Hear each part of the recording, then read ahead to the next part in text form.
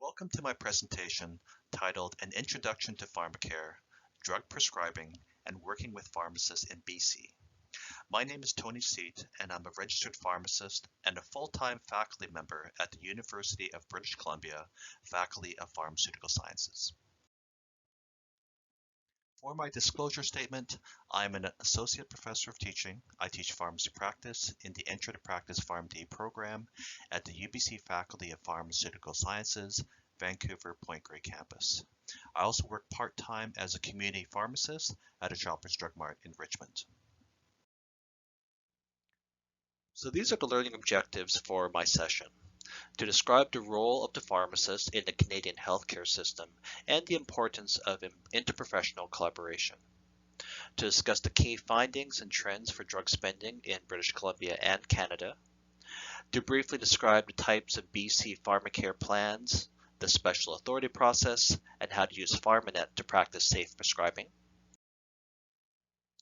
to explain how to prescribe medications in a manner that is in compliance with best practice, and finally to describe how to access the Provincial Academic Detailing or PAD service and how to access local antibiograms. I'm aware that many of you have trained and practiced medicine in many different countries. I'm sure it will not surprise you to learn that pharmacy is practiced differently in different countries. That's why I think it's important to first review the role of the pharmacist in the Canadian healthcare system.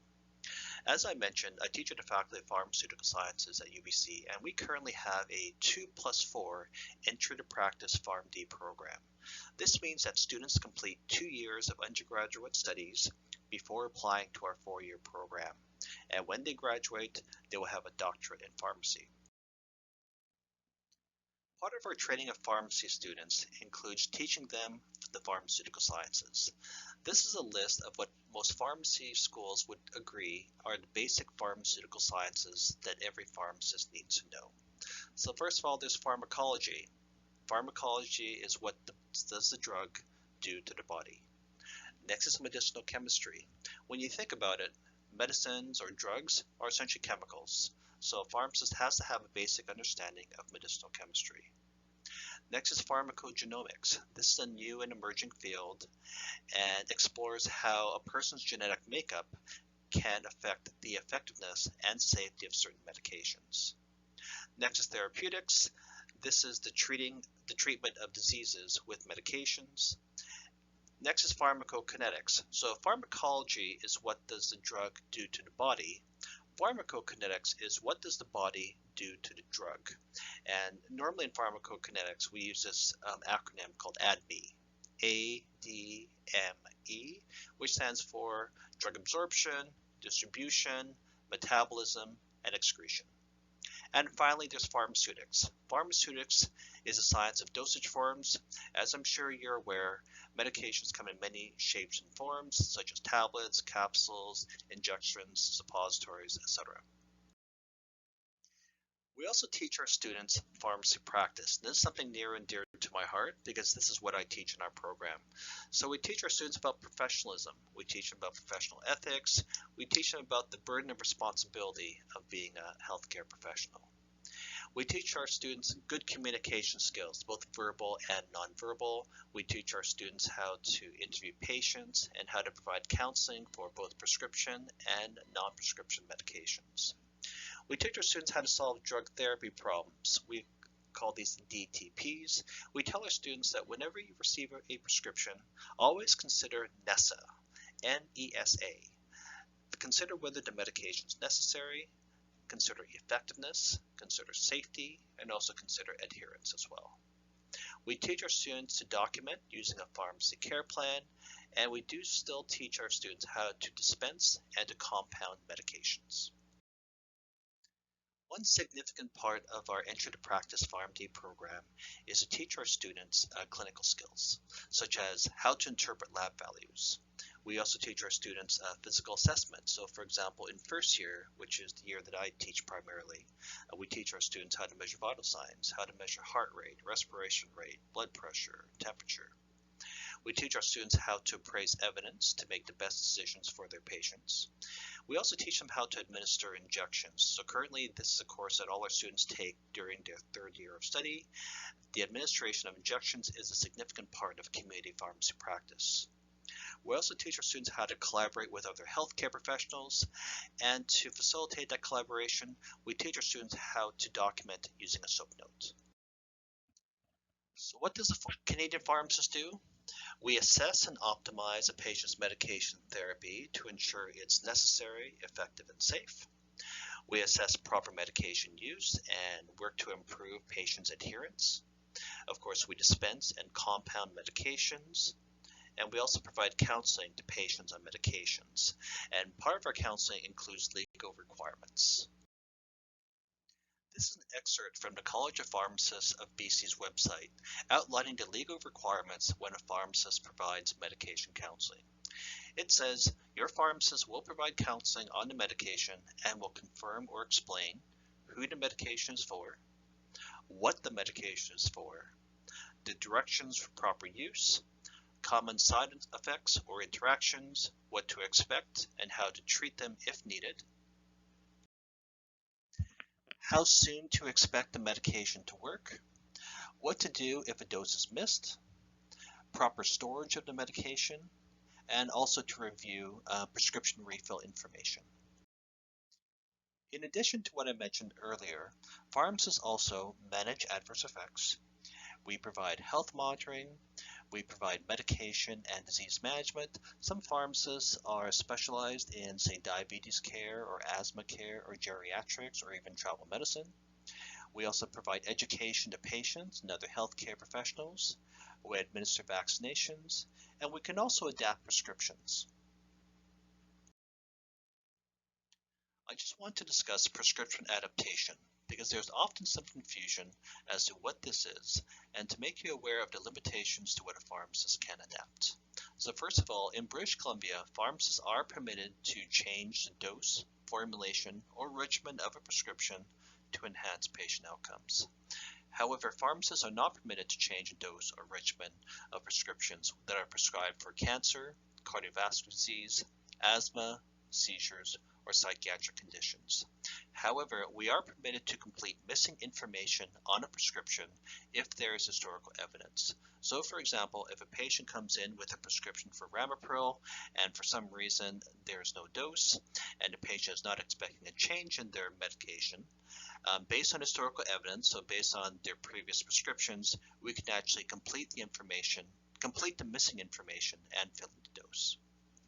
Pharmacists are also allowed to renew a prescription for continuity of care, but our renewals are limited to stable, chronic medical conditions, which essentially means the patient has been on the same medication with no change for the last 6 months. We are not permitted to renew psychiatric medications unless we're part of a multidisciplinary team, and also prescription renewals cannot exceed the expiry of the prescription, which is usually 1 year. And finally, pharmacists in BC are allowed to make a therapeutic substitution within the same therapeutic class for a prescription to best suit the needs of the patient. However, there's only 8 therapeutic categories that we are permitted to make a therapeutic substitution. And these are actually from the reference drug program, which I will talk about in a later video. So we are permitted to do a therapeutic substitution for H2 blockers, NSAIDs, nitrates, ACE inhibitors, dihydropyridine calcium channel blockers, statins, angiotensin receptor blockers, and PPIs. When a pharmacist adapts a prescription, they take full responsibility and they assume liability for that adapted prescription. So on the local computer system, on PharmaNet, and also on the prescription label, the adapting pharmacist is listed as the prescriber. This is a copy of the pharmacist prescription adaptation, documentation, and notification form. So whenever a pharmacist adapts a prescription, we are required to notify the prescriber. So on this form, we'll document the patient's information, our information, the prescription information, the adaptation information. In this large section in the middle, that's where we'll write the rationale for the adaptation, which includes instructions for the patient and a follow-up plan. Also, when a pharmacist adapts a prescription, we are also required to get informed consent from the patient. This form is usually faxed to your office. If you receive this form and if you have any questions about the adaptation, feel free to contact the adapting pharmacist. Their information will be located in the upper right-hand corner. This figure is from the Canadian Pharmacists Association, showing the scope of pharmacy practice in different provinces and territories across Canada. So in this figure, if you see a blue box with a check mark, this means that that activity has been implemented. If you see a green box with a P, that means that it's pending legislation, regulation, or policy for implementation. Finally, if you see a red box with an X, this means that the activity has not yet been implemented. As you can see, the pharmacist scope of practice can vary greatly from province to province, and pharmacists in, say, Alberta have a very wide scope of practice that even includes being able to independently prescribe medications. However, if we just focus on BC, which is the first column, pharmacists are allowed to dispense prescription medications in an emergency situation. We can adapt prescriptions, just as I described earlier. We are permitted to inject vaccines, and we also have regulated pharmacy technicians. One thing to note is that in British Columbia, there is pending legislation to allow pharmacists to inject other drugs besides just vaccinations. For example, vitamin B12, low molecular weight heparin, and also various depot injections. It is vitally important that all healthcare professionals learn to collaborate with each other, and this is in accordance with the World Health Organization's guidelines for transforming and scaling up health professionals' education and training.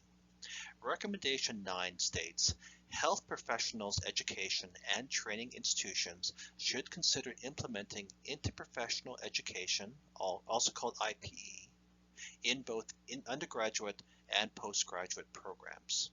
The first step in IPE is to understand the roles and responsibilities of other healthcare professionals, which is why I spent some time discussing the role of the pharmacist in the Canadian healthcare system. This figure shows the framework of interprofessional collaboration. As you can see, the goal is a partnership between a team of health providers and a client in a participatory, collaborative, and coordinated approach to shared decision-making around health and social issues. Interprofessional collaboration includes role clarification, interprofessional conflict resolution, team functioning, and also collaborative leadership. There are many reasons to collaborate. It maximizes the strength and skills of healthcare workers, enabling us to function at our highest capacity. It enhances the efficiencies of teams through reduced service duplication, provides greater continuity and coordination of care, and allows for collaborative decision-making with patients. Collaboration also assists in the recruitment and retention of healthcare workers. Collaboration improves workplace practices and productivity. It improves patient outcomes and patient safety, provides better access to care, and increases patient satisfaction. Patients feel very well taken care of when they realize that all these healthcare professionals are working together with them to optimize their care. Thank you very much for watching. In the next video, we'll take a look at drug spending in Canada and British Columbia.